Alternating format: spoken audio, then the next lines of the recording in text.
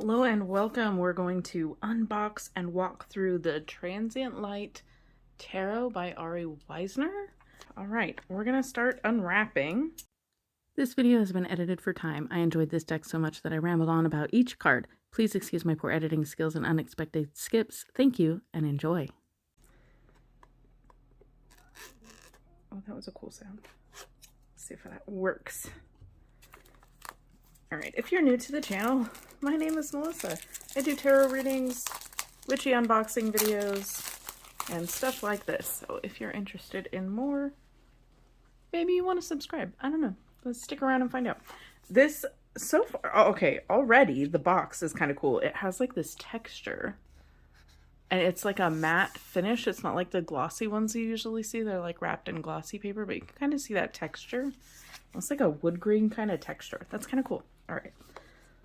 And it is the pull apart style. All right, we're gonna empty that box out.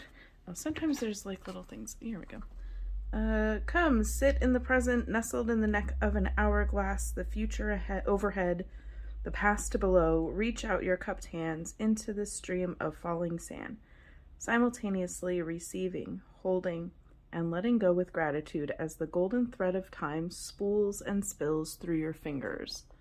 That's kind of cool. There's always little goodies in the lid.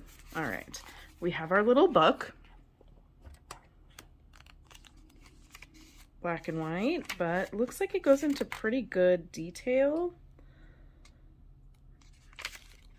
Looks like a good book. Yeah, separated major, minor. There we go. Pretty standard book. Some spreads in the back. That's kind of cool. All right. Good book. Yeah. And, all right.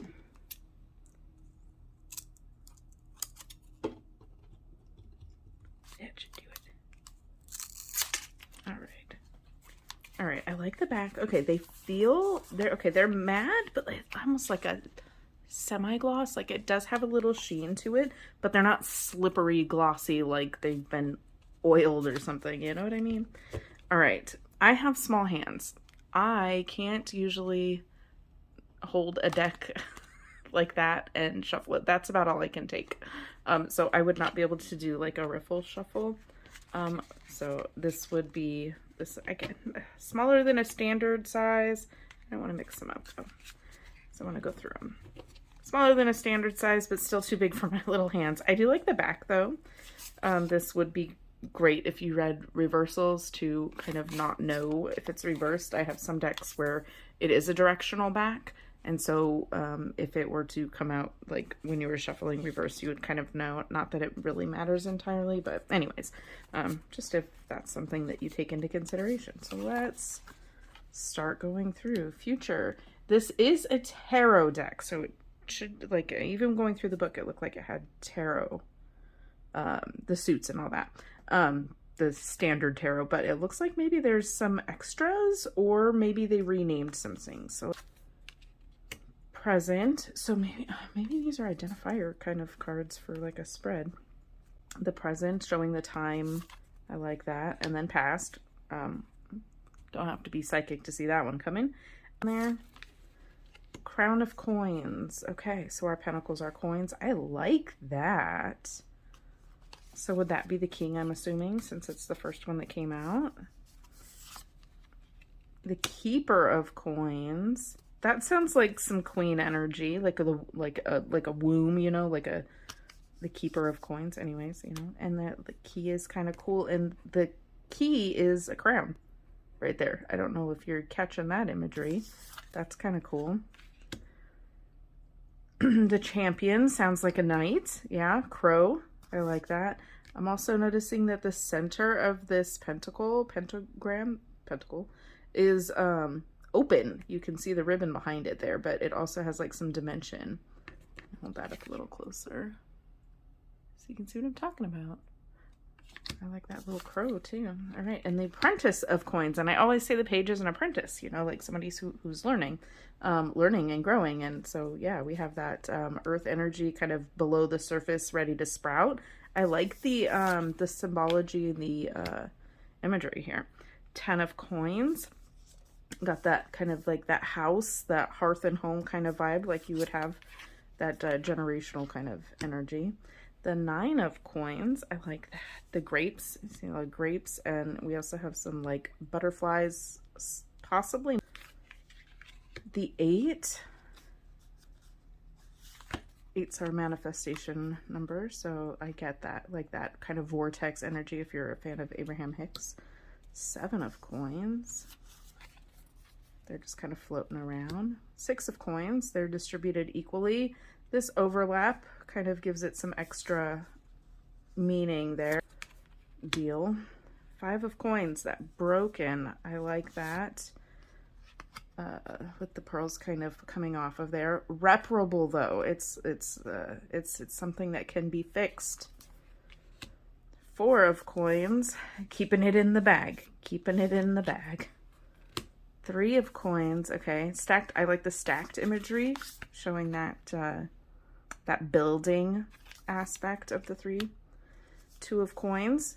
I like this string here, kind of, it's almost like it's cinching it off, keeping like a separation, getting like a separation kind of energy from that.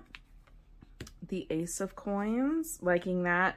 These gates, typically gates, windows, doorways, that sort of thing, usually represent an opportunity and the condition of whatever the item is. Like this has like that iron gate, but you can see through it. So I feel like this is, but the gate is closed. So we have that archway that is decorated with a closed gate, but you can see through it. So again, I feel like this is an opportunity. You just need to open the gate kind of thing. All right, moving on to the swords. Crown of Swords. I do like that. I like the feather symbology here as well for the King of Swords, giving that air energy. The Keeper of Swords. I like the eyes on the handles. The Champion of Swords. Yes, that definitely looks speedy, right? That's giving that fast movement energy. The Apprentice, like diving into the books, going into, you know, the learning, absorbing. I'm getting like really feel like absorbing knowledge there. And then we have the 10 of Swords. These swords are all kind of broken, but still in the same place. This looks like Jupiter.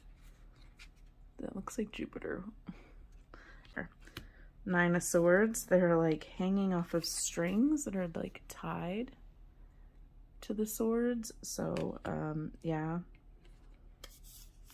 they're coming down, but they're like on a leash. I'm also getting like kind of puppet vibes on that.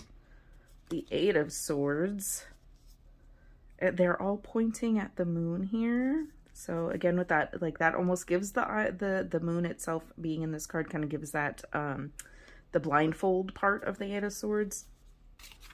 And then we have the 7 of Swords, like this butterfly carrying this sword over to one edge there, like from one side to the other. It's, you know, is it stealing that sword? Is 6 of Swords over that bridge. It looks like, it kind of looks like a bridge, but it's not. It's almost like a false bridge. That's kind of interesting to me. And then we have the 5 of Swords. These cards are not sticking together at all, by the way. These almost look like headstones to me. That's just kind of my initial reaction. But also there's like a sunrise in the back as well, which also is kind of an indicator of change, right? Because it's a new day. So we've gone from one day to the next. This does feel like a sunrise to me. I guess it depends on your perspective and what other cards come out with that. That could be a sunset as well. 4 of Swords. Okay. Taking a break. The butterfly is not flying. It is landed and it is, you know, on one of the swords. And then we again have those hanging tied swords up there, hanging from what we don't know. The 3 of Swords. Oh, look at that. So the swords that are tied, the 3 swords that are tied on the 4, are, you know, being dropped or fallen. There's slack in the line up there. And if you look closely at the butterfly, it's like dripping. So, yeah. But now we have the Two of Swords. I like that as well. I really like the imagery that they used here. And then the Ace of Swords. So like we had with the Ace of Pentacles, or what did they call it? Coins. There's no arch here. There's no path. It's just mountains. All right. Vessels. Okay, so this would be our cup suit. I love the skull in that. The Crown of Vessels. So yeah. But yeah, okay. Ooh, the Keeper of Vessels, an actual heart with these, you know, flowing in the valves and ventricles. Champion of Vessels is a backpack. So maybe going on a hike, a little not quite as fast movement. This crow is standing still there. The Apprentice, the page here, pottery, artwork, nice. I like that. Putting your heart into your creations. All right, 10 of Vessels. We have gifts there. 10 of Cups being all about like your wish being fulfilled. Can come in the form of gifts there. But there are 10 gifts. All right, we have the 9 of Vessels. We have the plate up here that has like a portion of each. The 9 of Cups is the satisfied. That's my satisfied card. Satisfaction. But also could indicate gluttony as well. 8 of Vessels, missing piece. Or there's like tracks. Do you see those tracks on the bottom? You know, like somebody's either given up before they finished or is possibly on search of the missing piece. So just to give that a little extra perspective. That is going to have all of your different options, right? And we have the 6 of Vessels or Cups. I kind of feel like Deal or No Deal. And also Pandora's Box. This card for me usually symbolizes something from your past or youth. And, you know, or potentially your inner child, which I feel like it's similar vibes here. We have like these old Polaroid style photos and the time clock indicating time, or a passing of time. And we have like a letter and a locket and some flowers. I'm not sure what kind of flowers they intended those to look like, but going with the theme here, I'd say they could be considered forget-me-nots. So yeah, I do like that one. There is that time passage aspect. And then we have the 5. We have 3 broken eggs and 2. This gives, again, another perspective on this card is, you know, like counting your chickens before they're hatched. 4 of Vessels, 4 of Cups. Watering the garden, like not taking care of yourself instead of just being disinterested. This is more neglectful, I guess you could say. 3 Vessels. I thought those were toothpaste. Those are obviously paint. We have creativity aspect going on here, making something, creating something. That 3 energy. The 2 of Cups. I like that they're kind of still in the glass, but also intertwining, showing kind of like 2 independent things coming together. And then the Ace, a message in a bottle, right? And we have all this water energy. Crown of Wands, I like that. There's like some little flowers in here as well. I'm speeding up. 4 of Wands, there's that key again, with a little bit of a crown on the key, keeping with the theme. And then the same kind of like a bundle here. And then we have the sunflower imagery that we know from the Queen of Wands. So kind of the same thing. Like it's a different aspect of the fire energy. We have actual flame here. But the sunflower is also kind of, it gives like a flame, kind of flare, I guess would be the word. Champion of Wands. Okay, so this is our knight moving through, but we see some flames like he's kind of being chased, so that would be some quick movement energy. Apprentice, Page of Wands. The Spyglass, Ten of Wands. They're all bundled in this basket, but not getting the same kind of feeling as having it strapped to a back, you know? This is kind of more neat and tidy and kind of keeping things more in a row. We have another sunrise here. I like seeing sunrise in a card, kind of lining things up. This is like the sun rising is that victory aspect that you would see in the Nine of Wands. He's wounded, he's come out of battle, and usually has like a wrapping over his head. So it's like the wounded warrior card, but made it through, got banged up along the way. These don't look that bad. I don't see that banged up aspect, but I do get the victory feeling with this being like standing and also bundled up. Like those have yet to be bundled, and these are bundled, if that makes any sense. Eight of Wands, I like it when they're sticking up like that. That shows me like your intentions are going out. You're putting passion into something. Seven of Wands. And this card with the flame being here, this bundle here is not on fire. It's not burning. It seems to be intact. So it's like more like an etheric or like a like an energy bubble or a protection bubble that you would put around yourself. You know what I mean? That's kind of almost like a boundary of protection, right? So kind of, so more protection energy than defensive energy, I guess I would get from this one. But also, I am seeing a different perspective from outside of the card, having, you know, like maybe somebody is trying to light light these on fire in order to kind of spread the flame.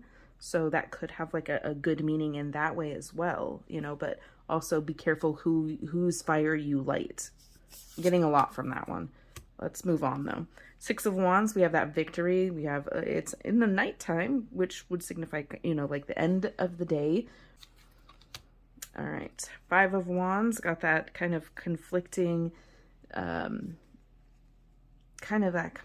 energy here. Four of Wands, we have this open door with the light shining through and the candle up above. Three of Wands. We have this string, this thread that we've seen previously holding all the swords, not tied to anything. It's not tied onto anything. It's just kind of flowing with everything. So Ace of Wands here. No gate or arch or anything like that, but we do have some windows way off in the distance. Way off in the distance. So I feel like this is about like using your creative energy to get to the next stage or opportunity. And it does look like, you know, that maybe some smoke, but we don't see any flame going on here. Fool. Okay. Kind of like base jumping energy here. But also, stop flipping. We have this, the eye is like, it's watching, like waiting, like when are you going to make that move? Magician, gathering the elements here. We have earth, air, fire, water. The Revealer, High Priestess. For me, it's like about hidden knowledge, and we have kind of like the Tree of Life in the background here. It's the keeper of secrets for me, like the keeper of knowledge, of hidden knowledge. That's like my main thing. A lot of people will say that is intuition, but it's really just about receiving knowledge. So the Revealer makes sense, or, you know, hidden occult knowledge, that kind of stuff.